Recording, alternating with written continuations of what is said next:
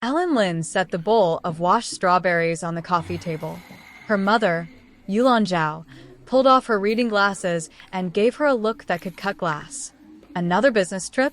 What is that? The fourth one this month. Last month it was Shanghai. Your father saw him at the mall, with a young woman, looking at jewelry. Ellen's hand stopped mid-reach. Dad must have been mistaken. Richard said he was with a client. The woman was the client's secretary. Do client secretaries need to be held by the waist? Yulan's voice stayed low, quiet. Each word landed like a needle sliding under skin. Ellen picked up a strawberry, bit into it. The sweetness barely registered before something bitter crawled up the back of her throat. You're imagining things. Richard's not like that. Am I? Yulan set the fruit bowl down hard, turned to face her daughter fully. You're 35 years old. Married to Richard Chun for 10 years. I've watched the whole thing. Your father didn't approve. Said the guy had shifty eyes. Too much ambition. Not enough substance. You wouldn't listen. Now his company's thriving. Nice house. Nice cars. And what about you? Ellen's fingers found a loose thread in the sofa cushion. Worked at it. I'm fine. I do design work from home. Flexible hours. I can take care of the family. Take care of what family? Yulan's voice cracked with frustration. You have a housekeeper 3 times a week. A cleaning service every day. That mother-in-law of yours drops by whenever she feels like criticizing someone. How many nights a month does Richard eat at home? Your son's at boarding school. Weekends only. What exactly are you taking care of? The living room went quiet. From the television, a game show audience laughed. The sound felt wrong, like a joke Ellen wasn't in on. She swallowed hard. Mom. Marriage requires trust. Richard, Her phone vibrated. Ellen pulled it from her pocket. The screen glowed with a new message from Richard. A location pin. Cloud Summit International Hotel. The most expensive hotel in the city. Below it, a single line of text. Asterisk baby rooms booked. 1808, 7 o'clock. Be showered and ready for me. Asterisk. Ellen stared at the words. Her fingers started trembling. He'd sent it to the wrong person. This wasn't meant for her. He'd meant to send it to someone else and hit her name instead. Yulan leaned over, looked at the screen. The old woman's face went rigid. What is this? Ellen slammed the phone face down against her thigh. Squeezed it until the edges bit into her palm. The pain kept her here, kept her from floating away.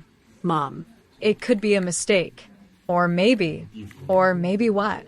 Yulan stood up, grabbed her daughter by the shoulders. Wake up, Ellen. A mistake? You think someone sends that by mistake? A hotel location. A room number. Those words. That's not something you send to the wrong person. Ellen's mouth opened. Nothing came out. Her throat had closed. Something thick and heavy sat on her chest, pressing down. Her phone buzzed again. Message recalled. Then a new message appeared. Asterisk, honey, ignore that. Wrong send. Booking a room for a client. You know how demanding they can be. Asterisk. Ellen looked at those words, and she laughed. The sound came out strange. Vet. Tears spilled down her cheeks before she even knew she was crying. See? He explained it. She looked up at her mother. The smile on her face was worse than any tears. He explained. Said it's for a client. Yulan let go of her shoulders. Took a step back. The look in her eyes shifted from anger to something raw. Heartbreak. Ellen, let me ask you one question. If he's booking a room for a client, why would he need to say, be showered and ready for me? If it was really a client, why recall the message? Why send a new explanation? Ellen didn't answer. She pulled her knees up onto the sofa, wrapped her arms around them, pressed her face into the space between. 10 years. 10 years of marriage. 10 years of what she thought was a steady, quiet life. All of it wrapped in a thin candy shell. Sweet on the outside. Rot underneath. Yulan sat beside her, rubbed slow circles on her back. Cry. Let it out. It'll help. But when you're done crying, you need to figure out what comes next. Ellen lifted her head, wiped her face with the back of her hand. Mom. I want to go look. Look at what? The hotel. I want to go to the hotel. Her voice came out soft, but there was iron underneath. I want to see with my own eyes whether it's really a client. Yulon's face tightened. No. That's too much. Whatever you see there will only hurt you more. I'm already hurting. Ellen stood, walked to the window. The city sprawled below her, a million lights glittering against the dark. Somewhere out there, her husband was preparing for a 7 o'clock appointment. 10 years. I gave up my career track so he could focus on building his company. His mother never forgave me for not giving her a grandson. I swallowed every cold remark. He stayed out late, didn't answer calls. I told myself men have to network. Last year, when my father was in the hospital, Richard visited twice. Said he was too busy. I slept in a chair by Dad's bed for 2 weeks. I swallowed all of it, because that's what marriage is. You compromise. You understand. She turned around. Her eyes were red. But dry. Now, I want to go look. I want to see with my own eyes what my understanding husband has been doing all this time.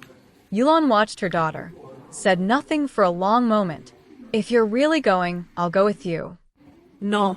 Ellen shook her head. I need to do this alone. She picked up her phone, stared at Richard's explanation message, typed back 3 words. Asterisk, no problem. Take care. Asterisk, sent. Then she scrolled through her contacts, found a name she hadn't called in years. Sophia Su. College roommate, now managing partner at her own law firm. The phone rang twice. Ellen? Well, this is a surprise. To what do I owe the pleasure? Sophia's voice was exactly the same. Bright. Direct.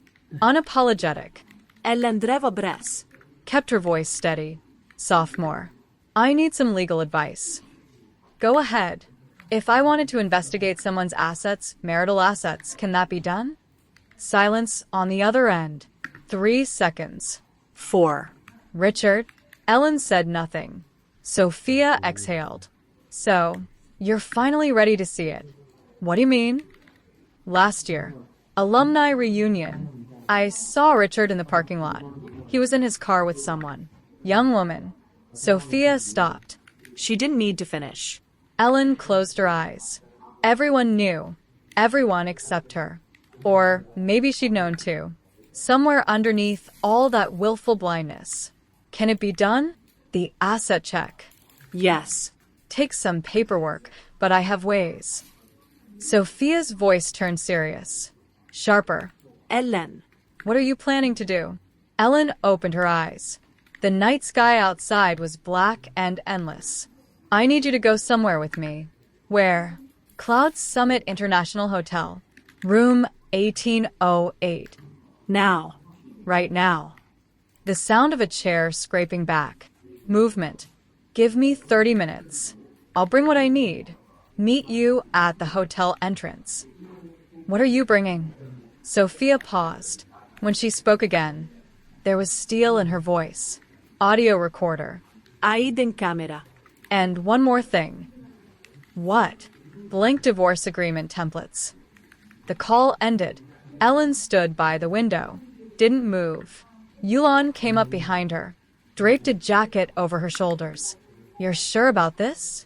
Yes. Then go. I'll be here when you get back. Ellen turned, hugged her mother. Mom, I'm sorry. For worrying you. Silly girl. Yulon patted her back. Remember, no matter what you see in there, don't lose control. Protect yourself. Listen to Sophia. She's solid. Ellen nöjdid. Shoes on. Bakekraft. Out the door. The elevator descended. Mirrored walls reflected her face back at her. 35. Fine lines at the corners of her eyes. Skin that didn't bounce back the way it used to. 10 years of marriage had carved themselves into her features. And Richard? 42. Somehow looking younger every year. Tailored suits. Confident stride. Everyone called him impressive. Self-made man. Built his company from nothing. What nobody knew, the $50,000 in startup capital came from Ellen selling the gold jewelry her parents gave her as wedding gifts. What nobody knew, the 3 hardest years, when the company nearly collapsed, she worked design gigs with a baby on her hip. Every dollar went back into the business. What nobody knew, when his mother was hospitalized, Ellen did every meal delivery, every bedside vigil. The biological son showed up exactly 3 times. The elevator doors opened. Ellen stepped into the evening air, cool against her face. She hailed a cab, gave the hotel address. The driver glanced at her in the rear-view mirror. Cloud Summit? This time of night? That place isn't cheap. Ellen didn't answer. Just watched the city slide past her window. Neon. Headlights. A river of strangers living their lives. She used to love the city. It held her home. Now it just felt cold. The cab pulled up to the hotel entrance. Ellen paid and stepped out. Stood before the towering glass facade. Gold light spilled from the lobby. Valets in pressed uniforms. Luxury cars gliding past. She'd been here once before. Richard's company annual gala. Last year. He'd held her hand. Introduced her to everyone. Asterisk, this is my wife, Ellen. Asterisk. The pride in his voice, she'd memorized it. Now she wondered how much of it was real. How much was performance? Ellen. Sophia's voice cut through her thoughts. Ellen turned. Her old roommate strode toward her. Briefcase in hand, short hair crisp, suit immaculate. Eyes like a hawk. Sophia stopped in front of her. Gave her a quick once-over. You okay? I'm okay. Your face says otherwise. Sophia dug into her bag, pulled out a tube of lipstick, handed it over. Put some on. Can't go in there looking defeated. Ellen took it, applied it using her phone screen as a mirror. The color brought her face back to life, made her look less like a ghost. What's the plan? Sophia pulled out 2 pen-shaped devices. Gave one to Ellen. Audio recorder. Keep it on. Don't touch it. She clipped something small to Ellen's collar. Camera. High def. Discreet. Once we're inside, no matter what you see or hear, stay calm. Let me handle the talking. Your only job is to confirm the facts. Ellen's hands trembled as she secured the devices. Sophia gripped them, held them steady. Ellen. We've known each other how long? 15 years. Yeah. Back in college, you saved me a seat at every dining hall meal. When my boyfriend dumped me, you stayed up all night drinking cheap beer with me while I cried. I never forgot that. Tonight, I've got your back. Ellen nodded. Breathed deep. Fixed the camera in place. They walked into the lobby together. The front desk clerk smiled as they approached. Good evening. How may I help you? Sophia stepped forward, flashed her bar card. We need access to room 1808. There's a matter that requires immediate attention. The clerk's smile faltered. I'm sorry, who? The room is registered to Richard Chen. I'm legal counsel for his wife. Sophia gestured toward Ellen. This is Mrs. Chen. The clerk looked at Ellen, then back at Sophia's credentials. Uncertainty flickered across her face. I'm afraid we can't disclose guest information. Privacy policies. Ellen reached into her bag, placed a document on the marble counter. Copy of our marriage certificate. Her voice came out calm, calmer than she'd expected. I have reason to believe my husband is engaged in conduct inside that room that violates our marriage. I also have reason to suspect marital assets are being diverted. If the hotel chooses not to cooperate, I will file suit against this establishment for facilitating the destruction of a marriage. The clerk's face went pale. She grabbed the phone, spoke in hushed tones. Minutes later, a manager appeared. Tailored suit, polished shoes. Name tag, Red Lee. Mrs. Chen. I'm the night manager. Lee examined the documents, looked at Sophia's bar card, hesitated. Are you certain you want to go up? These situations can be unpleasant. I've been living in unpleasant for 10 years. Ellen met his eyes. Right now, all I want is the truth. Lee held her gaze, nodded slowly. I'll escort you, but I must ask, please keep things civil. No altercations. Fine. The elevator swallowed them. Numbers ticked upward. Mirrored walls showed 3 faces, none of them smiling. Ellen watched her own reflection, remembered another time, another life, when she and Richard were newly married, renting a tiny room in a rundown building. No air conditioning. Summer nights were unbearable. They'd climb to the rooftop, lie on their backs, watch the stars. Richard would hold her, whisper promises. Asterisk Ellen, when I make it big, you'll have the best house, the best car, the best everything. Asterisk, she'd smile. Tell him, asterisk, I don't need the best. I just need you to treat me right. Asterisk. Now they had the best house, the best car, and he'd forgotten the second part completely. Ding. 18th floor. The doors opened. The corridor stretched ahead, carpeted and silent. Tasteful sconces. Abstract art on the walls. Room 1808 sat at the end of the hall. Lee led. Ellen and Sophia followed. Each step made Ellen's heart pound harder. Some part of her still hoped this was all a misunderstanding.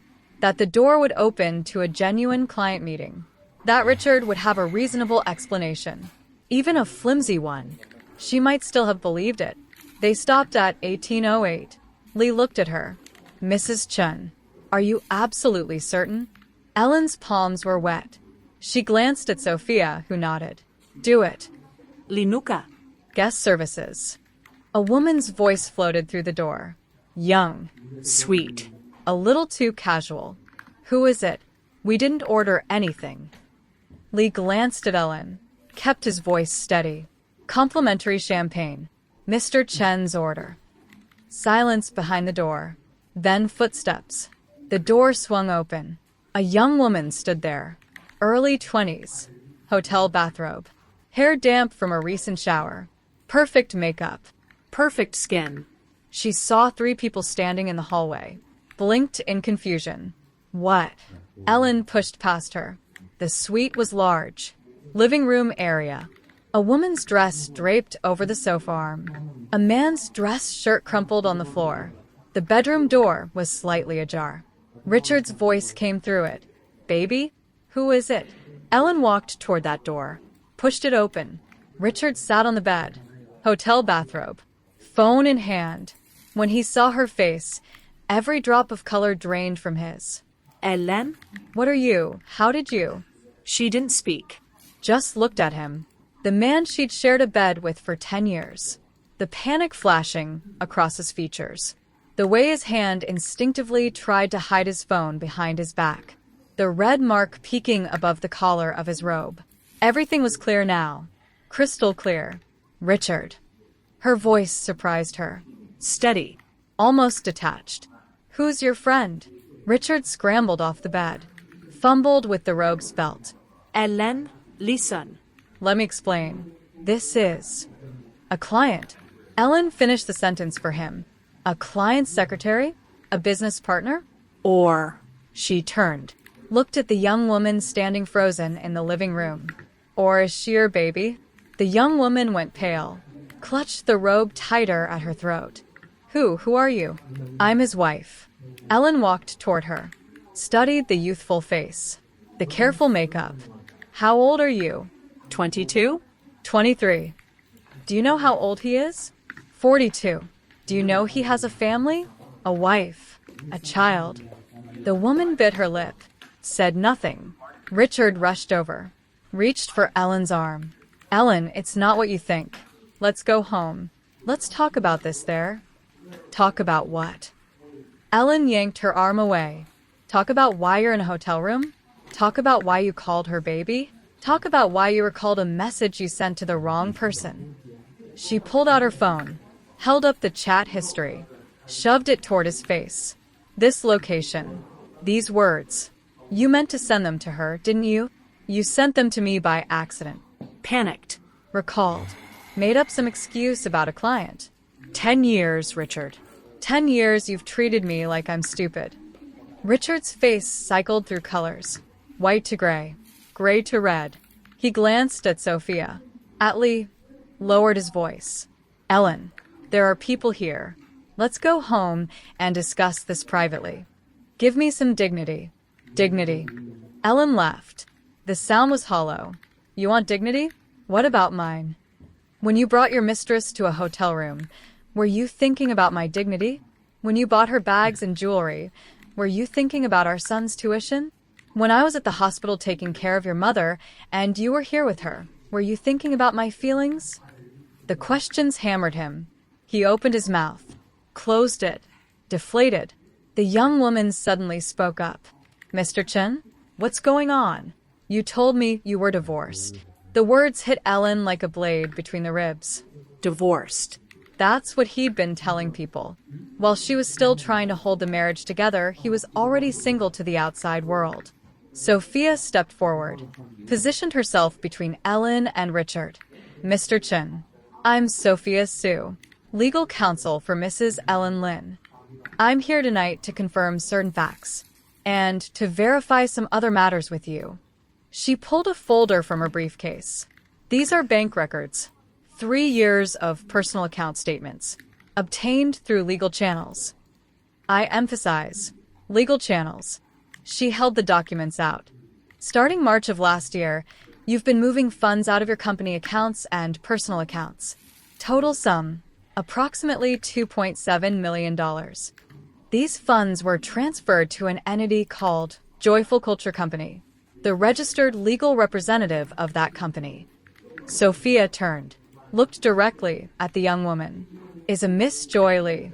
That would be you, correct? Joy's face lost all remaining color. Richard jerked his head up, stared at Sophia with something bordering on horror. How do you know that? How I know isn't important. Sophia tucked the documents away. Her voice was pure courtroom calm. What matters is that these transfers occurred during your marriage. They constitute marital assets. Under relevant statutes, when one spouse conceals, transfers, sells off, damages, or squanders joint marital property, that spouse may receive a reduced share or no share at all in the division of assets. She paused, watched Richard's expression crumble. Mr. Chen, $2.7 million is not an insignificant amount. If Mrs. Lin chooses to pursue legal action, you could face not only losing everything, but additional legal consequences as well. Richard stumbled backward, dropped onto the edge of the bed. No, that's impossible. How could you have those records? How? Sophia smiled, thin and cold. Mr. Chen, you underestimated your wife. Or rather, you underestimated a woman's resolve when she decides to defend her rights. Ellen stood behind Sophia, watched the man she'd married fall apart, and felt nothing, or not nothing, something worse, a kind of hollow amusement. 10 years. All of it came down to money, to a carefully planned exit strategy. He'd been moving assets, preparing to discard her. If not for tonight's misdirected message, if she hadn't found the courage to come here, one day he would have handed her divorce papers. Asterisk, we've grown apart. Let's part on good terms. Asterisk. And she would have believed him, blamed herself, wondered what she'd done wrong. How ridiculous. Richard. Her voice rasped. She cleared her throat. One question. All these years, was there ever a single moment you felt sorry for what you were doing to me? Richard looked up at her. His lips moved. No words came, but she read the answer in his eyes. No. Not a single moment. In his mind, everything she'd done was expected. Giving up her career, managing the household, enduring his mother. He deserved it all.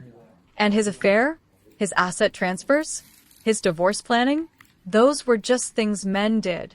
Understandable. Excusable. Ellen nodded. Turned. Walked toward the door. At the threshold, she paused. Looked back at Joy. Miss Lee. Joy tensed. Watched her warily. Do you know what happens to him now? After moving that money? I'll tell you. he loses everything. The house, the cars, the company, the savings, all of it. When that happens, will you still be around? Joy's expression flickered. Her gaze darted to Richard, then away. That look, Ellen recognized it instantly. Calculating, weighing options, measuring what was left to gain. Not love, not loyalty, transactional arithmetic. Nothing like the pure, foolish, wholehearted love Ellen had brought to her marriage. Let's go. Sophia touched Ellen's arm. They walked out. Lee followed, pulling the door shut behind them.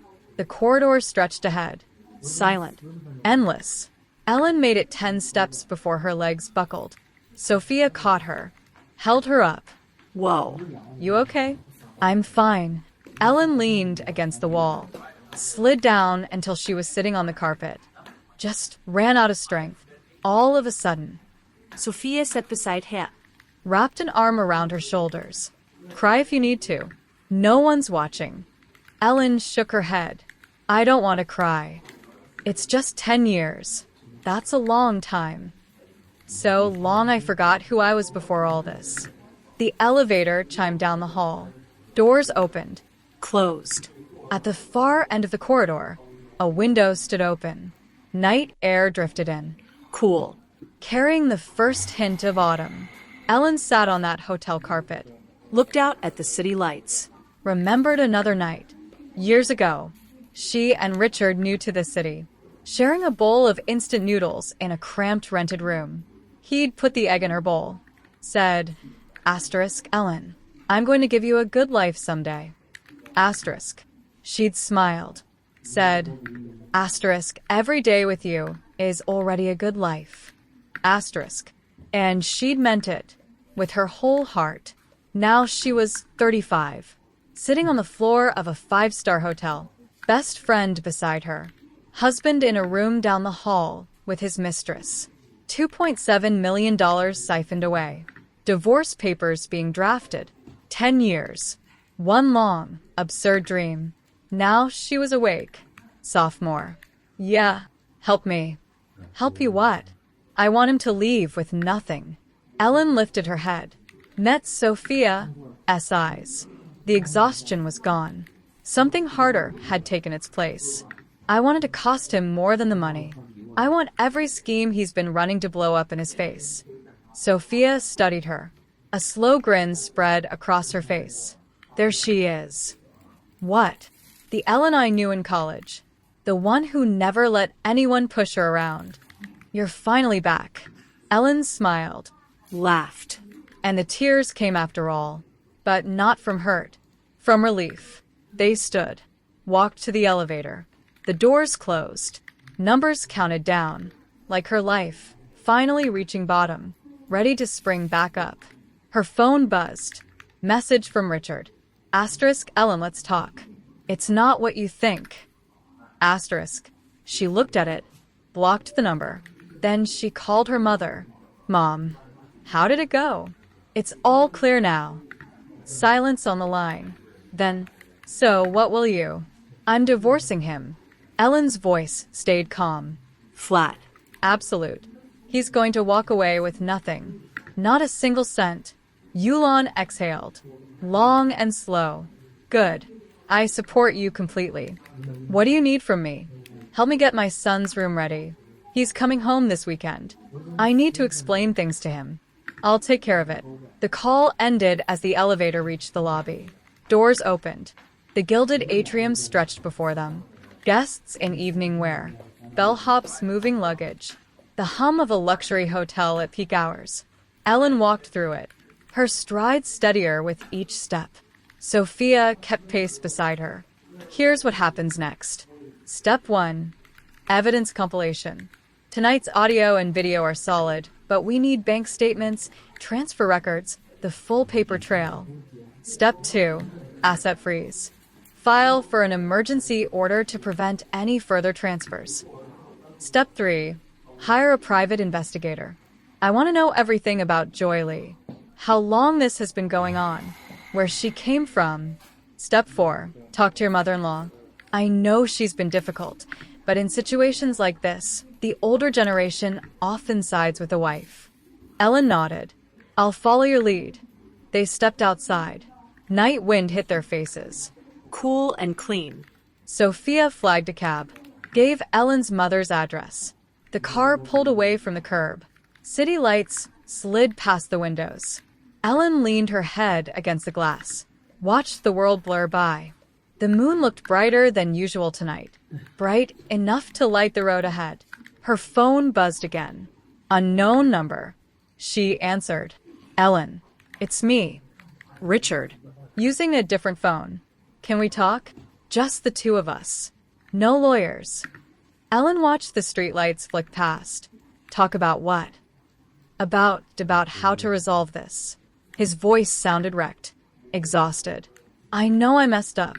I know. Just give me one chance. One. Please. We've been married 10 years. We have a son. You can't be this heartless. Ellen laughed. Richard, when you were moving that money, were you thinking about our 10 years? When you were in that room with Joylee, were you thinking about our son? You're calling me heartless now. Let me tell you something. This hasn't even started. The next part, that's when you find out what heartless really looks like. She hung up, blocked the number. Sophia raised an eyebrow. Grinned. That was beautiful. Ellen put the phone away, leaned back, closed her eyes. Exhaustion rolled over her like a wave, but underneath it, relief. Real relief. Like she'd been carrying a 100-pound weight for 10 years, and someone had finally cut the straps. The cab stopped outside her mother's building. Ellen got out, turned to Sophia. I'll come to your office tomorrow. We'll go through everything. I'll be there. Sophia hugged her. Get some sleep tonight. Don't think about anything. Yeah. Ellen walked into the building. Motion sensor lights clicked on overhead as she climbed the stairs. 1 flight. 2. 3. Like her life. Finally seeing light. She stopped at her mother's door. Key in hand. Couldn't make herself turn it. This wasn't her home. The home she'd built with Richard. That place felt like a crime scene now. The leather sofa he'd picked out said it looked high-end. The dining room light fixture she'd chosen, because he liked warm lighting. The bedsheets they'd bought together last anniversary. He'd wanted something nicer, more comfortable. How many of those comfortable nights had his mind been elsewhere? Had he held her while calculating how to hide the money? Had he said, "You work too hard, honey," while texting a "see baby" to someone else? She unlocked the door. The apartment was dark. She didn't turn on the lights. Took off her shoes. Walked barefoot across the floor. The cold against her soles kept her grounded. She sat on the sofa. Moonlight spilled through the window. Silver pools on the hardwood. Her phone screen lit up. Message from Sophia. Asterisk, home safe? Don't spiral. Sleep. Asterisk. Ellen typed back a quick reply. Set the phone aside. She looked around the room. This apartment. 8 years. 180 square meters. City center. Best school district. When they'd bought it, Richard had teared up. Asterisk Ellen. We finally have our own home. Asterisk. She'd cried all night, genuinely happy. What she hadn't noticed, the deed was in his name only. He'd said it was for loan purposes. She believed him. He'd promised to add her name once the mortgage cleared. She'd waited 8 years. And now she knew what that waiting had earned her.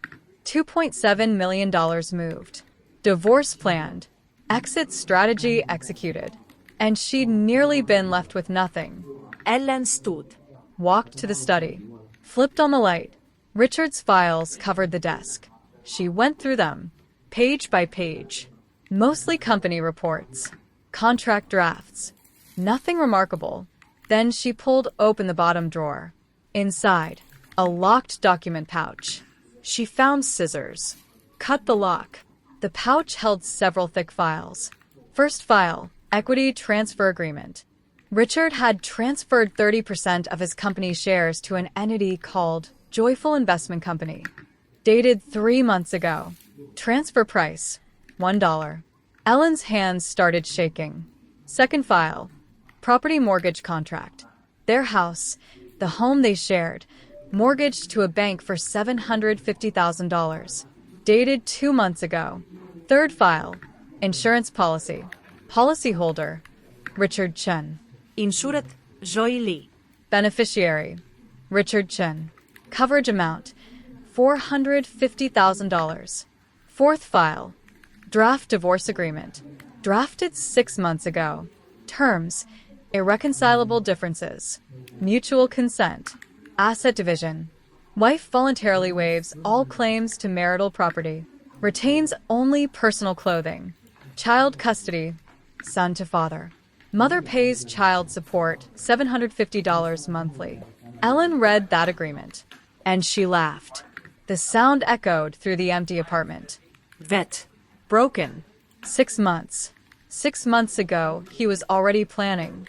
6 months ago, he had a document ready for her to sign away everything. The house, the money, even her son. And her? What was she doing 6 months ago? Taking care of his mother in the hospital, helping their son with homework, managing household expenses, trying to save money, trying to pay off the mortgage faster. Laughable, pathetic. She photographed every page, sent them to Sophia. Then she sat in the study chair, stared out the window. Stars everywhere tonight, bright and sharp, like that night on the rooftop. All those years ago, he'd said, Ellen, I'll love you forever. She'd believed him. Forever was too long, it turned out. He'd forgotten the promise halfway through. Turned love into arithmetic. Her phone rang. Sophia. Ellen, where did you find these? Study. Bottom drawer. This is huge. This changes everything. Sophia's voice crackled with intensity. $1 equity transfer. That's textbook malicious asset diversion. The mortgage. He mortgaged the marital home without your knowledge or consent. That's concealment. And the divorce draft, dated 6 months ago. This was premeditated. Ellen listened, waited for Sophia to finish. Sophomore. What's my next move? Right now? Nothing. Protect the originals. Bring them tomorrow. Then we plan everything. In detail. Phoenix. Ellen hung up, put the files back in the pouch, locked it in her personal safe. Then she went to the bedroom, started packing. Clothes. Shoes. Cosmetics. Toiletries. Halfway through, she stopped. The room was saturated with Richard. His pajamas on the hook. His razor on the sink. The dent in his pillow. 10 years had seeped into every corner. Removing him would be like pulling shrapnel from a wound. Painful. Bloody. Necessary. She kept packing. Her things. One by one. Into suitcases. 3 in the morning when she finished. She sat on the edge of the bed, exhausted. Her phone rang again. Mother-in-law. Ellen hesitated. Answered. Mom. Ellen. Richard called me. Said you two had a fight? The older woman's voice carried a careful probing tone. What happened? What's all this about? It's not a fight. Then what? Richard is having an affair. He's moved $2.7 million out of our accounts. He drafted divorce papers 6 months ago. Papers that would leave me with nothing, including our son. Silence on the line. Then, that's not possible. Richard wouldn't do that. You must be misunderstanding something. I saw it myself. Ellen kept her voice level. Cloud Summit Hotel. Room 1808. Richard. A woman named Joy Lee. I have the asset transfer records. The equity agreement. The mortgage documents. The divorce draft. Is that enough to remove the misunderstanding? More silence. Longer this time. When her mother-in-law spoke again, the tone had shifted entirely. That bastard. How dare he? Ellen, don't worry. I'll handle this. I'm calling him right now. He'll come home and apologize to you. No need. Ellen, apologies don't fix this. I want a divorce. And I want him to pay for what he's done. Her mother-in-law sighed. heavy and pained. Ellen, I know he's wronged you, but 10 years. You have a child. Especially because we have a child. Ellen cut her off. Think about it. If I forgive him today, what does that teach our son? That mom can be walked over.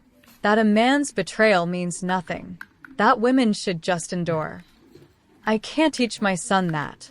The older woman went quiet. What do you plan to do? Divorce. He leaves with nothing. The child stays with me. Her mother-in-law's breath caught. Ellen. I failed. I didn't raise him right. This isn't your fault. Ellen's voice softened. Just slightly. You've always been good to me. I know that. But this has to happen. I understand. The older woman sniffled. Whatever you need. Tell me. I'll help. Thank you. Ellen ended the call, leaned back, stared at the ceiling. Tears came. Finally, not for herself, for the decade, for the genuine love she'd poured into it, for the promises that turned out to be lies. But this was the last time. No more tears after tonight. Tomorrow, she'd start fighting. For herself, for her son. Her phone glowed. For in the morning, outside the window, the sky was beginning to pale. A new day. Ellen got up, went to the bathroom, washed her face. The woman in the mirror looked wrecked. Red eyes, drawn skin, but the gaze steady, resolved. She sat down, did her makeup, foundation, concealer, eyebrows, lipstick, layer by layer. The exhaustion disappeared. Something sharper emerged. When she walked out of that bathroom, she was a different woman. No more the meek housewife who swallowed every insult. No more the understanding wife who accepted every excuse. She was Ellen Lynn, 35, starting over. It wasn't too late. Her phone buzzed. Sophia. Asterisk, you up? I'm at the office already. Come whenever. Asterisk. Ellen replied. Asterisk, on my way. Asterisk. She grabbed her suitcases. Took one last look at the apartment. Then she turned, closed the door, left her keys on the shoe cabinet. She wouldn't be unlocking this door again. Next time she came back, it would be to clear out her things. Or to watch Richard clear out his. The elevator descended. Sunlight streamed through the stairwell windows. Warm. Bright. Ellen stepped out of the building, drew a deep breath. Early autumn morning. The air tasted clean. Sophia's car idled at the curb. She honked when she saw Ellen. Ellen walked over. Got in. You eat breakfast? No. Here. Soy milk and fried dough. Still hot. Sophia handed over a paper bag. Ellen took a bite. Crispy. A little sweet. Good, right? Amazing. Of course it is. I went to Old Wong's place. 20-minute line. Sophia pulled into traffic. Merged into the morning rush. How much sleep did you get? Not much. Packing. Going through files. Ellen stabbed a straw into the soy milk. Sophomore. The evidence. Is it enough? Enough? It's overkill. Sophia kept her eyes on the road. Voice fierce. $1 equity transfer is textbook malicious diversion. The mortgage, he hid joint property from you. That's concealment. The divorce draft from 6 months ago proves premeditation. Add last night's audio and video, proving infidelity.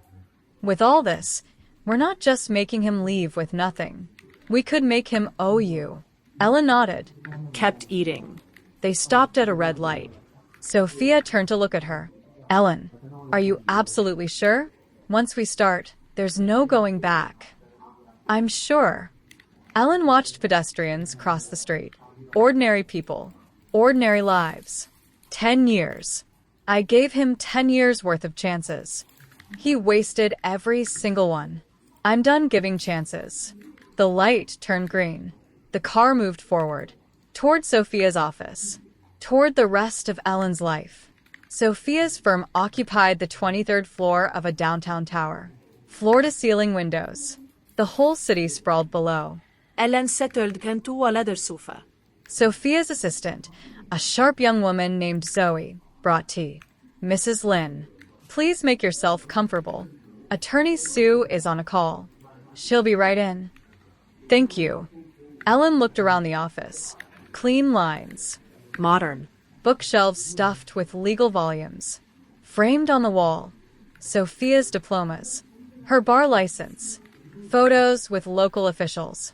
The girl who used to share a dorm bunk and split instant noodles with her, now one of the most respected lawyers in the city. Time did strange things. It changed some people beyond recognition, and it revealed others for exactly who they'd always been. Ellen. Sophia pushed through the door, folder in hand. Sorry for the wait. Just got here. Sophia sat across from her, slid the folder across the coffee table. Action plan. I drafted it last night. Ellen opened it. Step-by-step breakdown. Timeline included. Phase 1. File for emergency asset freeze. Block all accounts under Richard's name. Phase 2. Submit divorce petition to the court. Attach all evidence of infidelity and asset diversion. Phase 3. Request court order for full financial investigation. Every transaction. Every hidden account. Phase 4. Controlled media exposure. Apply public pressure. Phase 5. Negotiation. Maximize settlement. Media exposure? Ellen looked up. Is that necessary? Contingency only. Sophia picked up her tea. Blew on it. If Richard cooperates and agrees to reasonable terms, we keep it quiet. But if he tries to play games, if he tries to counterattack, we need the public on our side. His company depends on his reputation. He knows that. Ellen nodded, kept reading. The timeline was aggressive. First 2 phases within 1 week. All 5 completed in a month. Isn't this moving too fast? No. Sophia set her cup down. Cases like this, speed is everything. Give him time, and he'll find ways to fight back. Move more money. Pull strings. Call in favors. We have to hit him before he can react. Ellen closed the folder. All right. I'm with you. Then let's start now. Sophia picked up her desk phone. Zoe. Send in attorneys Liu and Wang. 2 men entered. Middle-aged. Serious expressions. Sophia made introductions. Liu specialized in family law. Wang handled financial disputes. She summarized the situation in 10 minutes. Both lawyers listened, took notes. Their faces grew darker as the details piled up. The facts are clear. Evidence is strong. Liu adjusted his glasses. Priority number 1 is the asset freeze. We move immediately. I've already drafted the application. Sophia pulled documents from her drawer. Mrs. Lin needs to sign. Ellen took the papers. Read through them carefully. Asset freeze application. Several authorization forms. She picked up a pen, signed each page. Her hand didn't shake. When she finished, she pushed the documents back. What else do you need from me? Go home and wait. Sophia gathered the papers. Actually, go to your mother's home. Don't stay at your own place. Avoid any direct confrontation with Richard. I'll send someone to pick up whatever else you need. Ellen thought about it, shook her head. No. I need to go back. Why? There's more in Richard's study.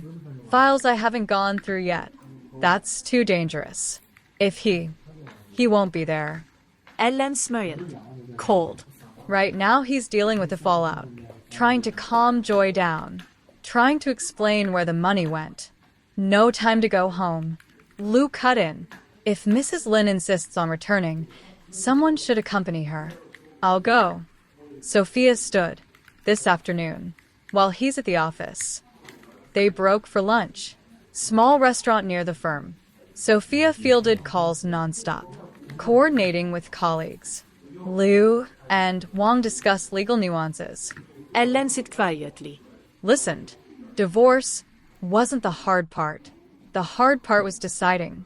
Once you decided, the rest was just procedure. And for procedure, she had professionals. After lunch, Sophia drove Ellen back to her mother's apartment. On the way, she asked, "Your son, how are you going to tell him?" "He comes home this weekend. I'll talk to him face to face. He's 12. Old enough for the truth. Just be careful how you frame it. Sophia's voice gentled. Don't badmouth his father in front of him, but don't hide what happened either. I know. The car stopped outside the building. Ellen opened the door. Sophia caught her arm. Ellen. Remember, you're not alone in this. My whole firm is behind you. Thank you. Ellen hugged her, got out, walked inside. Yulon was waiting at the door. When she saw her daughter, her eyes reddened again. Mom. I'm fine. Ellen stepped inside, set down her bag. Where's Dad? Grocery store. Buying your favorites. Yulon pulled her to the sofa. Tell me everything. Ellen laid it out. The hotel, the girl, the money, the secret files. When she got to the part about the divorce draft, the one that would have stripped her of everything, including her son, Yulon started shaking. That animal. How dare he? When you married him, he had nothing. Our family helped him. Mom. That's all in the past. Ellen squeezed her mother's hand. What matters now is what comes next. Yes. Yes, you're right. Yulon wiped her eyes. What did Sophia say? She's already working on it. Told me to wait. Good. Sophia's capable. With her helping, I can rest easy. The door opened. Ellen's father, Michael Lynn, walked in, arms full of grocery bags. He saw his daughter. Stopped. Dad. Ellen stood. Her father put the bags down, walked over. His hair had gone mostly gray. She hadn't noticed how much until this moment. She'd spent years telling her parents everything was fine, protecting them from the truth. All those fine reports, lies, every one.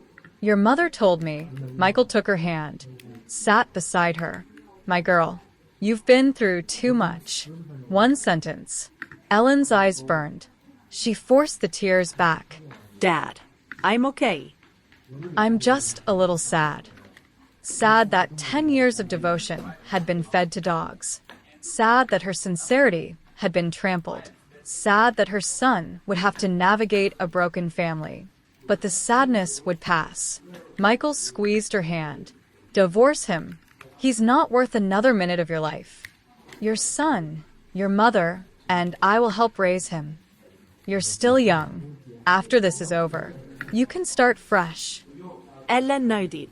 Leaned her head on her father's shoulder, like when she was little. Scraped knee. Hurt feelings. Her father always said, asterisk, don't be scared. I'm here. Asterisk. He was older now. But the words still carried weight. 3 in the afternoon. Sophia picked her up. They drove to Ellen's apartment. In the car, Sophia said, I just got word. There's movement at Richard's company. What kind of movement? He skipped work this morning. Showed up in the afternoon. Called an emergency meeting with senior management. Don't know what was discussed, but people coming out of that room looked shaken. Ellen frowned. What's he doing? Probably trying to get ahead of things. The divorce could impact the business. Sophia turned the wheel. He built the company, but you contributed plenty. Capital. Connections. Sweat equity. We'll need to account for all of it. They pulled into the underground garage. Took the elevator up. At the apartment door, Ellen hesitated. Sophia took the keys. Unlocked it for her. The place was just as they'd left it. Still. Silent. Ellen changed shoes. Walked straight to the study. Sophia followed. Closed the door behind them. Papers still covered the desk. Ellen opened every remaining drawer. Pulled out every file. Page by page. Most of it was routine. Business correspondence. Nothing notable. Then she reached the bottom of the last stack. A document she hadn't seen before. Draft of a will. Testator. Richard Chen. Dated 3 months ago. Terms. In the event of the testator's death, all assets, including but not limited to real estate, vehicles, company equity, and financial accounts, shall be inherited in full by Joy Lee. Witness signature line blank. But the testator's signature line, Richard had already signed. Ellen held the document. Her whole body trembled. 3 months ago, he'd planned for this. If he died, everything went to his mistress. His legal wife, the mother of his child, would receive nothing. And the divorce draft had already made clear he intended to take their son, burn every bridge, leave her with nothing. Not even her child. Ellen, Sophia took the document. Read it. Her expression hardened. This isn't notarized, but with his signature, it's admissible as evidence. It proves he'd been planning this. Proves intent to disinherit you and your son. Ellen leaned against the desk, eyes closed. Too cruel. Richard, you were too cruel. 10 years. She'd given him a child, Kept his home. built his business with him, and his plan was to strip her bare, give everything to a 23-year-old, take away her son. Did you ever have a heart? Ellen, are you all right? Sophia steadied her. I'm fine. Ellen opened her eyes. The tears were gone. What remained was ice. All this does is make me more certain. The divorce happens, and I win. She photographed the will, sent it to her phone, then carefully packed every document into an evidence pouch. I'm taking all of this. It's not safe here. Good call. Sophia helped her gather the files. They were about to leave when, keys in the lock, the front door swung open. Richard stood in the entryway. He saw them. Froze. His eyes went to Ellen, to Sophia, to the pouch in Ellen's hands. His face twisted. What are you doing? Why are you touching my files? Ellen looked at him. This man, familiar and strange all at once. Tailored suit, hair neatly combed, but the red veins in his eyes, the exhausted pallor, the crooked tie, all of it said he hadn't slept either. Richard, we need to talk. Her voice came out level. Talk about what? About how you brought your lawyer into my home to go through my things. Your home. Ellen let out a short laugh. The deed has your name on it, but the money that bought it was marital property. Half this apartment belongs to me. Richard's jaw tightened. Then his shoulders dropped. His voice softened. Pliant. Pleading. Ellen, can we please stop fighting? Last night, I was wrong. I know I was wrong. Give me one chance. Let's start over. I swear I'll cut ties with Joy. I'll never make this mistake again. He stepped toward her. Reached for her hands. Ellen stepped back. You still don't get it, do you? This isn't about Joy. This isn't about the affair. This is about you planning this from the beginning. She held up the pouch. I found the will. 3 months ago. If you die, everything goes to Joy. Me? Our son? Nothing. The divorce draft. 6 months ago. You were already planning to throw me out with nothing. And take my child. The equity transfer. $1 for 30% of your company. The mortgage on her home. Done in secret. She listed each item. With each one, Richard's face lost more color. Explain it to me, Richard. You said you made a mistake. A moment of weakness. How do you explain 6 months of planning? 3 months of preparation. Richard's mouth opened. Closed. Nothing came. He slumped onto the sofa, head in his hands. Ellen, I was pressured. I had no choice. Pressured? The company had problems. Needed capital. The transfers were for tax purposes. To keep the business alive. And Joy, she came onto me, said she could help, said she'd bring clients. Enough. Ellen's voice cut like a blade. Save it for the judge. She picked up the evidence pouch, headed for the door. Richard lunged up, blocked her path. Ellen. You can't do this. 10 years of marriage. How can you be this cruel? I'm cruel. Ellen stared at him, almost laughed. Moving $2.7 million. Were you not being cruel? Drafting a will that leaves everything to your mistress. Was that not cruel? Planning to strip me of everything and take my son. Was that not cruel? And now you call me cruel? Richard had no answer. Sophia stepped forward. placed herself between them. Mr. Chen, step aside, or I'll call the police and report you for obstructing legal proceedings. Richard's eyes burned. Desperation. Rage. Despair. But he moved. Ellen walked out. Didn't look back. In the elevator, Sophia said, "What he said about the company having problems, that part might be true. I did some digging. Several large debts are coming due. That's probably why he was moving money, building an escape raft. Ellen nodded. Let the courts figure that out. Right now, I just want this over." The elevator reached ground level. They walked out into the sun. It was blinding. Ellen raised a hand to shield her eyes. From today forward, she'd learned to live in the light. No more hiding in the shadow of a broken marriage. Pretending. Her phone rang. Her son's school. She answered. "Mrs. Chen? This is Ms. Lee, the homeroom teacher." "Yes, Ms. Lee. What's wrong?" "Ethan wasn't feeling well today. The school nurse recommends he go home. Can you come pick him up?" Ellen's heart seized. "I'm on my way." She hung up, turned to Sophia. "Get me to the school. My son's sick. Let's go." The car shot into traffic. Ellen stared out the window. One thought in her mind. Asterisk baby. Mommy's coming. Asterisk. This time, Mommy will protect you. No matter what. The school infirmary smelled like antiseptic and chalk dust. Ethan lay on a narrow cot. Pale. Small for 12. When he saw his mother walk in, something flickered in his eyes. Then dimmed. "Mom? Hey, baby. What's wrong?" Ellen sat on the edge of the cot, pressed her hand to his forehead. No fever. "My stomach hurts." Ethan's voice was tiny. His gaze skittered away from hers. Ellen knew her son, knew every tell. What really happened? Ethan bit his lip. His eyes filled. Today, some kids were saying Dad doesn't want us anymore. The words hit Ellen like a physical blow. Who said that? I don't know. Everyone was talking.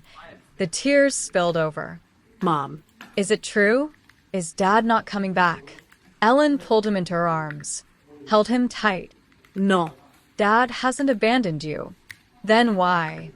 Because I'm the one leaving Dad. Ellen cupped his face, looked him in the eyes. Ethan. You're 12. You're old enough for the truth. Dad did something wrong. He hurt me. He hurt our family. So, I've decided not to live with him anymore. Ethan's eyes went wide. Tears rolled down his cheeks. What about me? We're going to stay with Grandma and Grandpa. For a while.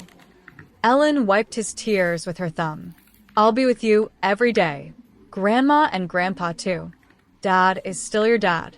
He just won't live with us anymore. You can see him whenever you want. Ethan sobbed, clung to her. I don't want you to split up. I know, baby. I don't want it either. Ellen's voice cracked. But sometimes, what we want doesn't change what's true. Dad made choices. I can't pretend he didn't. Like when you cheat on a test, the teacher can't pretend you didn't. Ethan sniffled, nodded slightly. What did Dad do? Ellen paused. Chose her words carefully. Dad lied to me. And he did something that broke our trust. The details, I'll tell you when you're older. Right now, you need to know. None of this is your fault. This is between me and Dad. Ethan was quiet for a moment. Then, I think, I already knew something was wrong. Ellen's breath caught. Knew what? Dad doesn't come home much. When he does, it's late. Sometimes I wake up to pee and hear him on the phone in his study, whispering. One time I saw a picture on his phone. A lady I didn't know. His voice trailed off. The knife in Ellen's heart twisted deeper. He'd known. Her 12-year-old had seen everything. And she thought she was protecting him by hiding it. Ethan, I'm sorry. I should have talked to you sooner. It's not your fault, Mom. He wiped his nose on his sleeve. Sat up straighter. I want to go to Grandma's with you. I don't want to stay at this school. The kids laugh at me. Ellen pulled him close. Okay, we'll transfer schools. I'll find you a better one. Sophia was waiting outside the infirmary. When she saw them, she walked over, ruffled Ethan's hair. Hey, little man, remember Auntie Soph? Yeah. Ethan's voice was quiet. Auntie Sophomore, are you helping my mom? I am. Sophia crouched to his level. Ethan. Your mom loves you. Your dad loves you too. Sometimes adults have problems they can't fix, so they have to separate. But their love for you doesn't change. You understand. Ethan nodded. Good kid. Sophia stood, turned to Ellen. I talked to the principal. Transfer paperwork is done. New schools arranged. Private. Strong academics. Good environment. He starts Monday. Ellen's eyes stung. Sophomore. Thank you. Don't mention it. They drove to Elon's apartment. Ethan fell asleep in the back seat. Ellen watched him in the mirror. His face still soft with baby fat. Long eyelashes. The innocent casualty of a war he never asked for. Staying in a hollow marriage would have hurt him more. She knew that. But knowing didn't make it easier. Yulon had the room ready. They tucked Ethan into the guest bed. Ellen sat with her parents in the living room. How is he? Yulon's voice was tight with worry. Shaken. Kids at school were talking. Ellen rubbed her temples. I've arranged a transfer. He starts at a new school Monday. That's good. Fresh start. Michael leaned forward. What do you need from us? Dad. Mom. Thank you. Ellen looked at them. Her aging parents. Still carrying her burdens. I should be taking care of you at this age. Instead, I'm bringing you more trouble. Stop. Yulon grabbed her hand. Parents are meant to be their children's support. That's the job. Remember this. Whatever happens, this family has your back. Always. Ellen's eyes burned. She blinked hard. Crying wouldn't fix anything. Strength would. The next week was a blur. With Sophia's help, the asset freeze application was approved. The court issued orders. Richard's accounts locked. Company accounts. Personal accounts. Real estate. Baiklas. All frozen. Richard panicked. He started calling, texting, using other people's phones. Ellen ignored all of it. Every communication went through Sophia. Sophia reported. Richard wanted to negotiate. Terms flexible. Just no courtroom. Ellen refused. Nothing to negotiate. See him in court. She was done being flexible. He'd planned everything. Now she'd follow her plan. A week later, the divorce petition was formally filed. The day the court summons arrived at Richard's office, he showed up at Yulon's building. Ellen watched from the window. Didn't go down. He stood on the sidewalk. Shouted up. Ellen. Just talk to me. 10 minutes. I'll give you money. Whatever you want. Don't drag this to court. It'll be ugly for everyone. Ellen closed the window. Drew the curtains. Silence. But Richard didn't give up. He sent flowers. Daily. Handwritten notes full of remorse. He enlisted mutual friends. They called. Asterisk, he's really sorry. Give him another chance. Asterisk, he even got his mother to call. Asterisk, a child needs a complete home. Asterisk. Ellen responded to none of it. Until the day his mother came in person. Yulon opened the door. Saw the in-law on her doorstep.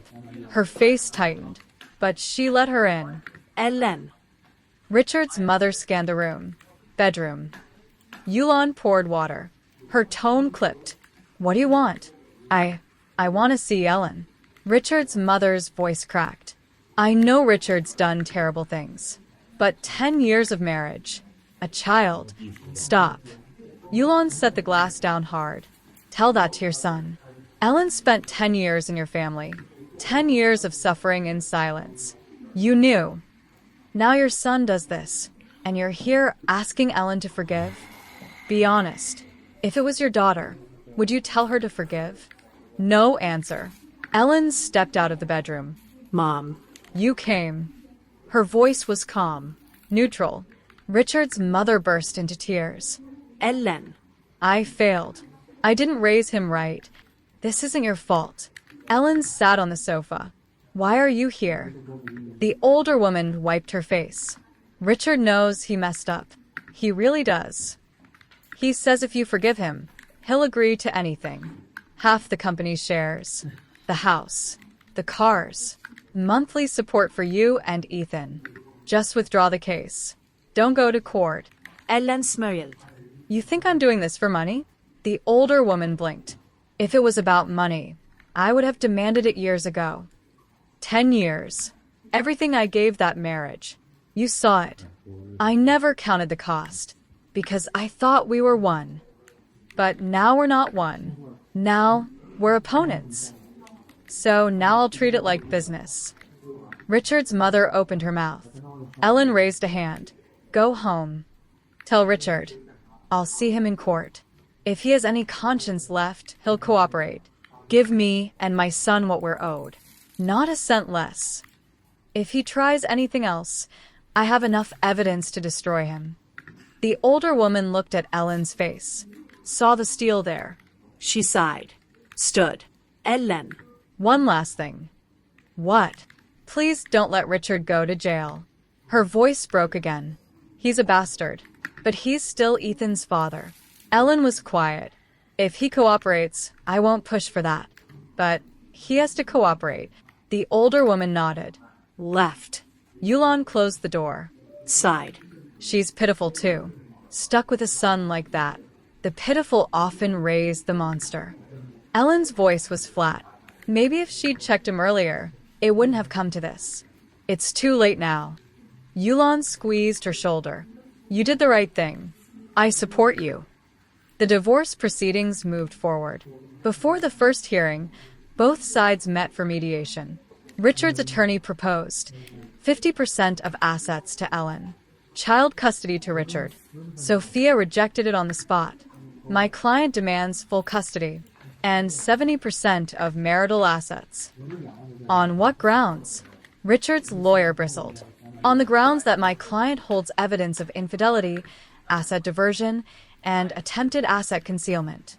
Sophia slid the evidence list across the table. If this goes to trial, it won't just affect the settlement. Your client may face additional legal exposure. Richard's lawyer read the list.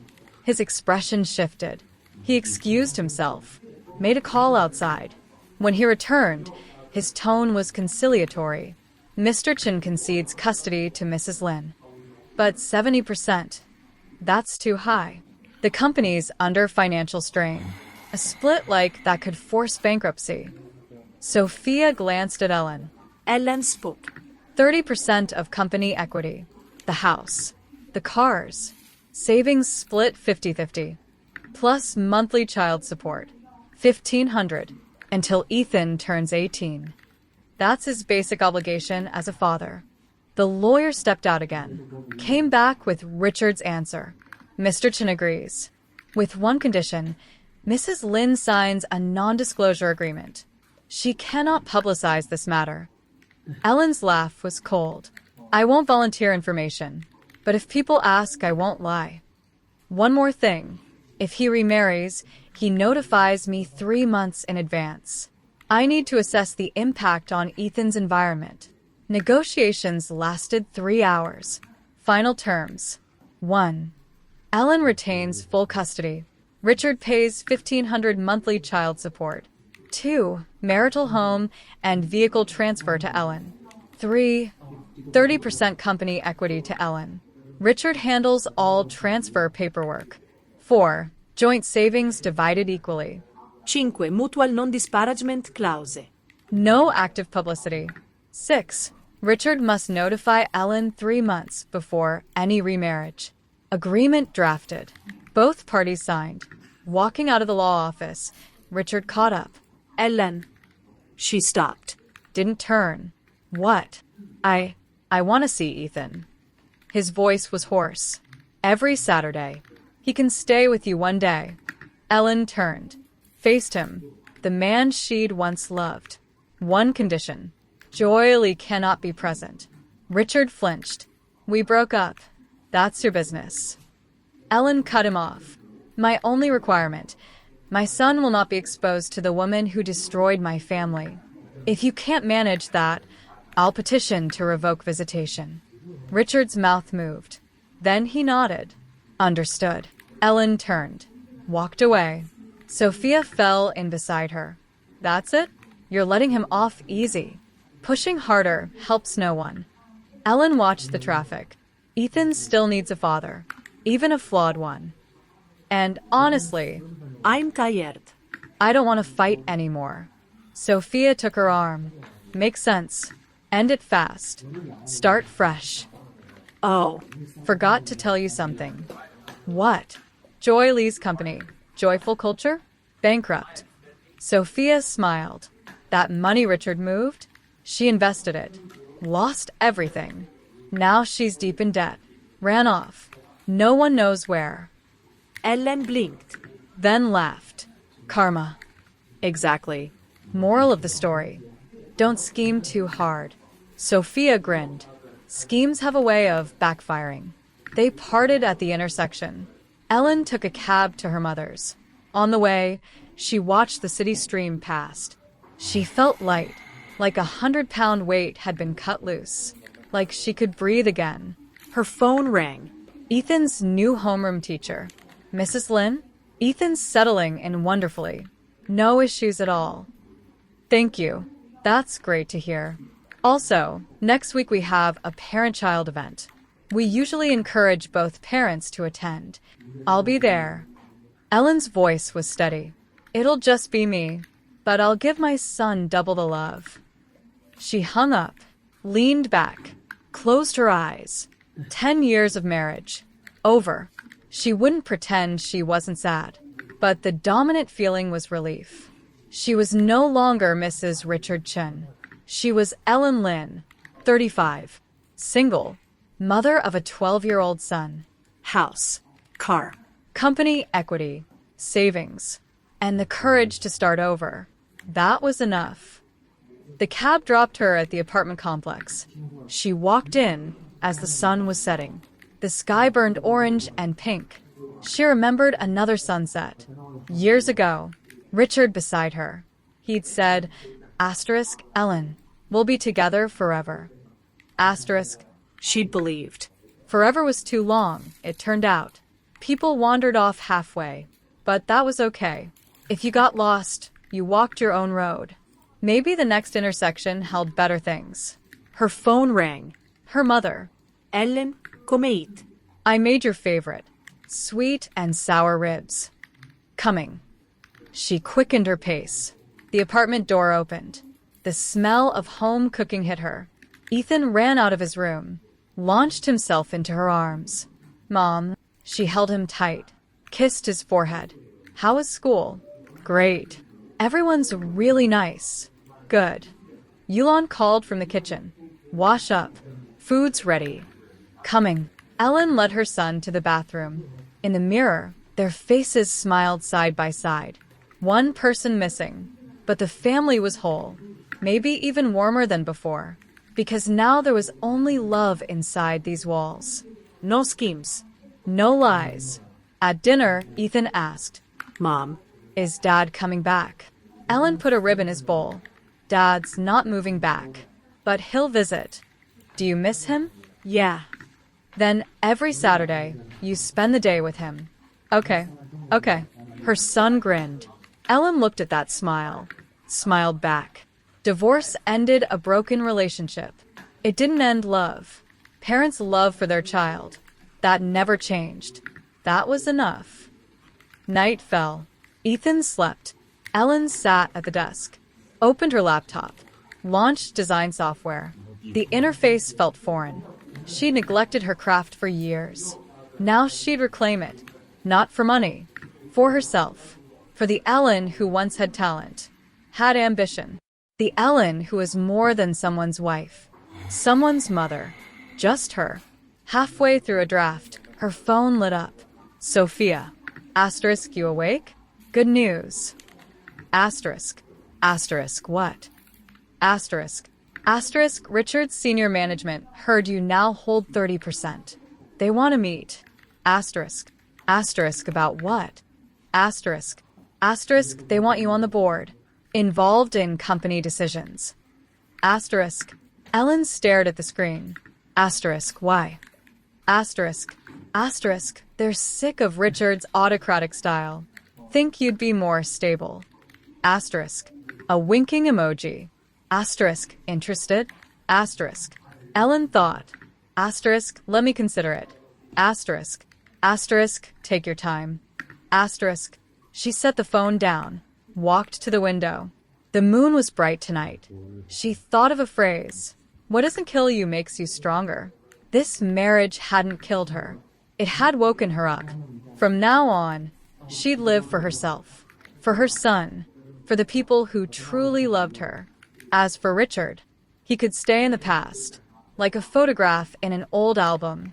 She'd remember him when she flipped past, but her heart wouldn't skip anymore, because the road ahead was long, and she was finally traveling light. Moonlight poured through the window.